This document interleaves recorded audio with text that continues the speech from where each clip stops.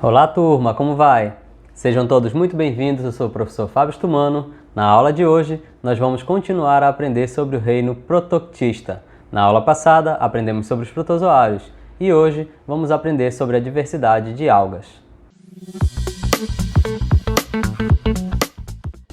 Inicio a aula de hoje ressaltando que o reino Protoctista muito provavelmente será desmembrado em vários outros reinos no futuro.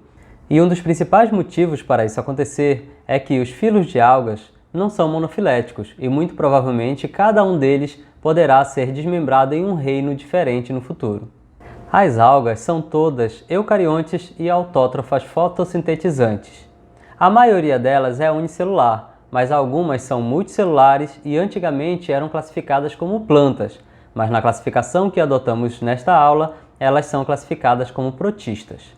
São todos organismos de vida livre, que habitam mares, rios, lagos e ambientes úmidos. São organismos extremamente importantes para a manutenção da vida no nosso planeta, pois, além de formarem a base da cadeia alimentar sustentando todos os outros níveis tróficos no ambiente aquático, elas também são responsáveis pela produção da maior parte do oxigênio da nossa atmosfera. A organização celular das algas é complexa. Além das características comuns às células eucariontes, elas apresentam um cloroplasto e uma parede celular de celulose combinado com outra substância que pode apresentar valor econômico.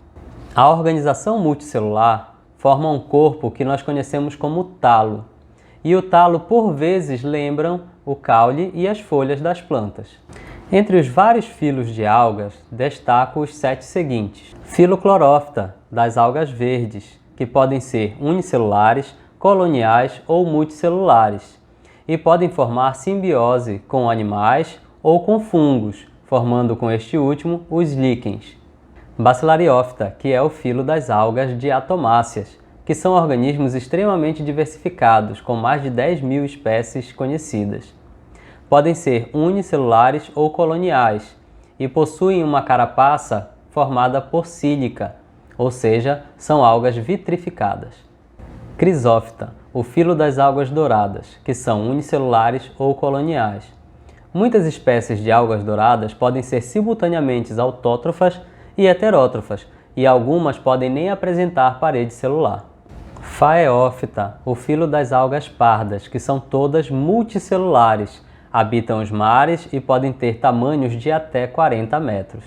Rhodófita, o filo das algas vermelhas, que são majoritariamente multicelulares e podem ser rígidas pela presença do carbonato de cálcio na constituição da sua parede celular. Dinofita, o filo dos dinoflagelados. Estes organismos são todos unicelulares e possuem 2 flagelos para sua locomoção. Algumas espécies podem formar simbiose com animais e protozoários, formando as zooxantelas.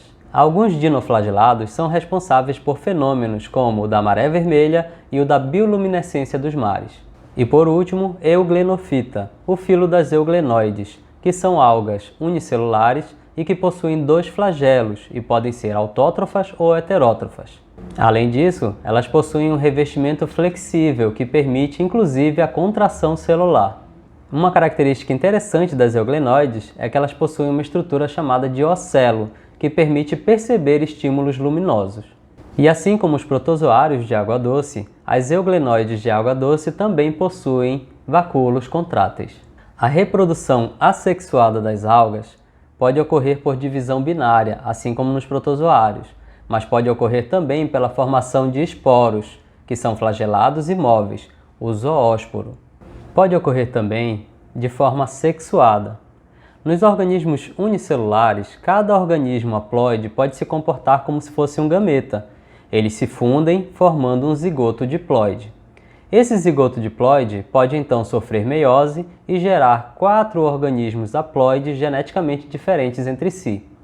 Nas algas multicelulares pode ocorrer o fenômeno da alternância de gerações, no qual os organismos diploides, por meiose, produzem células especializadas chamadas de esporos, que quando germinam geram um corpo ou um talo, que é haploide. Esse organismo haploide, por mitose, vai produzir células especializadas, os gametas. Esses gametas, ao se fundirem, vão formar o zigoto, e o zigoto, ao se desenvolver, vai gerar um organismo diploide. Evidências sugerem que cerca de 450 milhões de anos atrás, uma linhagem de algas verdes do filo Chlorophyta pode ter dado origem a toda a diversidade de plantas que nós conhecemos hoje. Então, gente, por hoje é só. Com esta aula, nós finalizamos o estudo da diversidade do reino Protoctista e eu espero que vocês tenham gostado bastante dessa aula e aprendido bastante sobre esse taxon. Então, não esqueçam, se inscrevam no canal, ativem a notificação, curtam o vídeo e compartilhem com os amigos. Até a próxima!